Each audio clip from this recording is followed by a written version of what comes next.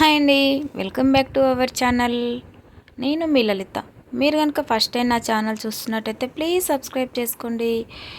ఈరోజు వీడియో అయితే చాలా రోజులు అవుతుంది అసలు వీడియోస్ పెట్టక. ఈ మధ్య అసలు కుదరడమే లేదు. పిల్లలు సమ్మర్ కాబట్టి ఇంట్లో ఉండడం వల్ల, ఇప్పుడు స్కూల్స్కి వెళ్తున్నారు కాబట్టి కొంచెం టైం అయితే దొరికింది. ఈ మధ్య చాలా వీడియోస్ అయితే ఉన్నాయి, ఇక నుంచి రెగ్యులర్గా వస్తాయి. అందరు ఎలా ఉన్నారు? నాకైతే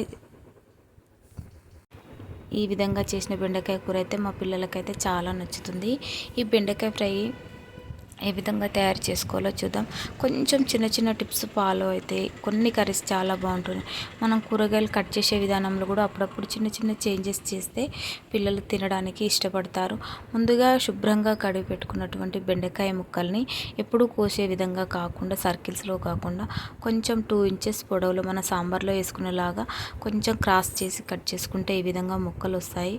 మనం స్టవ్ మీద ఒక బాండి పెట్టుకొని అందులో కొంచెం 1 టేబుల్ స్పూన్ ఆయిల్ వేసుకొని, కొంచెం పసుపు, కొన్ని పోపు గింజలు వేసుకొని మంచిగా అవి ఫ్రై అయిన తర్వాత మనకు బెండకాయ ముక్కలు అనేవి వేసుకొని కొంచెం ఆయిల్లోనే కొద్దిసేపు ఫ్రై అయిన తర్వాత మనం స్పూన్ పెట్టకుండా ఈ విధంగా ఫ్రై చేసినట్టయితే ముక్కలు అనేది చినిగిపోకుండా మంచిగా వస్తాయి. మనకు బంకగా జిగురు అనేది లేకుండా ఉంటుంది. మనకు కొంచెం ఫ్రై అయిన తర్వాత సాల్ట్ వేయడం వల్ల అందులో కొంచెం వాటర్ అనేది వచ్చేస్తుంది లైట్గా. ఆ జిగురు ఇంకా సాల్ట్ కలిపి వాటర్ వస్తుంది. అప్పుడు కొంచెం మనం కరివేపాకు కూడా వేసేసుకుంటే చాలా బాగుంటుంది. ఈ విధంగా ట్రై చేయండి. మనం కూరగాయలు కట్ చేసేవి కూడా అప్పుడప్పుడు మార్చడం వల్ల పిల్లలు తినడానికి కూడా ఇష్టపడతారు. ఎప్పుడు చేసే బెండకాయ ఫ్రై కాకుండా ఈ విధంగా ఒక్కసారి ట్రై చేయండి. ఎంత బాగుంటుందో మీరే చూడండి. ఇంకా వచ్చేసి ఒక 10 నిమిషాలు మగ్గించుకున్న తర్వాత మనం ఇక్కడ కారం పొడిలో అయితే కొంచెం జీలకర్ర, ధనియాలు, ఇంకా ఎండుమిరపకాయలు, వెల్లుల్లిపాయలు వేసి మిక్సీ అయితే పట్టుకున్నాను. ఈ కారం అయితే ఇంకా మనకు బెండకాయలు ఆల్మోస్ట్ ఉడకడానికి వచ్చినాయి.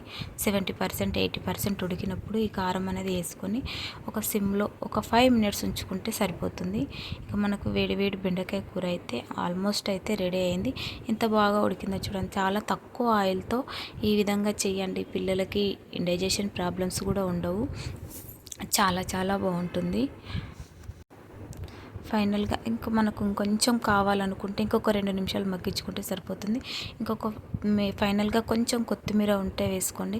మనకు రుచికి సరిపడినంత ఉప్పు కారాలని అడ్జస్ట్ చేసుకుంటూ వేసుకోండి. చాలా ఎలాంటి మసాలాలు అయితే అవసరం లేదు. ఇలా సింపుల్గా చేయండి, చాలా బాగుంటుంది. ఈ వీడియో కనుక నచ్చినట్టయితే లైక్ చేయండి, షేర్ చేయండి, సబ్స్క్రైబ్ చేసుకోండి. Thank you for watching.